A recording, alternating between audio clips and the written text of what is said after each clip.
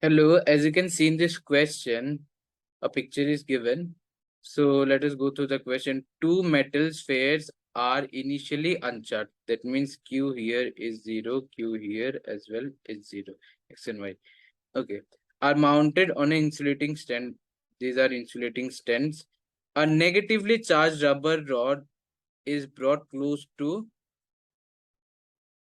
but does not make contact with sphere X. Okay, so a negatively charged rubber rod is brought close to sphere X, but it is not touched. So in that case, what will happen? Since there is negatively charged particle here, so although the net charge is 0, but since there is presence of negatively charged particle, the positively charged particles will get attracted to this side. Okay, and eventually this side will become negatively charged. Although you can still say the net charge can be 0.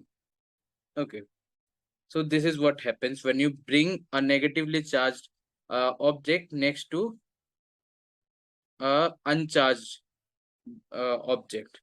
Okay, now the thing is, if I touch this with X, what will happen? Now this side won't be positive anymore, since initially it was having charge is equal to 0. So what will happen? The extra charges, negatively charged particles from this rubber rod will go to this sphere. So if I touched it, it would have become a negatively charged sphere. Okay, but since I have not touched it, it will separate positive and negative charges in different sides. Okay, now what happens? Sphere Y is brought close to X. Okay, on the side opposite to the rubber. So from this side, it brought it was brought close to the sphere X. Y is allowed to touch X. Now Y is allowed to touch X. Now what will happen? Okay, what did I say? When it is touched, the charge will flow from this body to another body.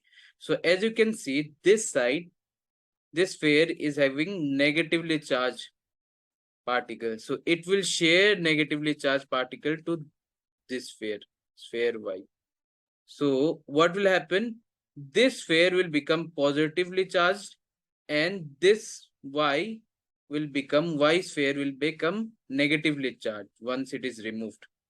Okay, so positively charged and negatively charged, because the Y is touched, and this the charges of this side is transferred to sphere Y. So this become positively charged, this becomes negatively charged. Okay, the rubber rod is then moved far away from X and Y. It is removed far away from X and Y. What are the final charges on the sphere? As you can see, we have already found out. X has positive charge, Y has negative charge. And I have explained how it got positive and negative charge from initially their charges were zeros. And how did they get this positive and negative charge?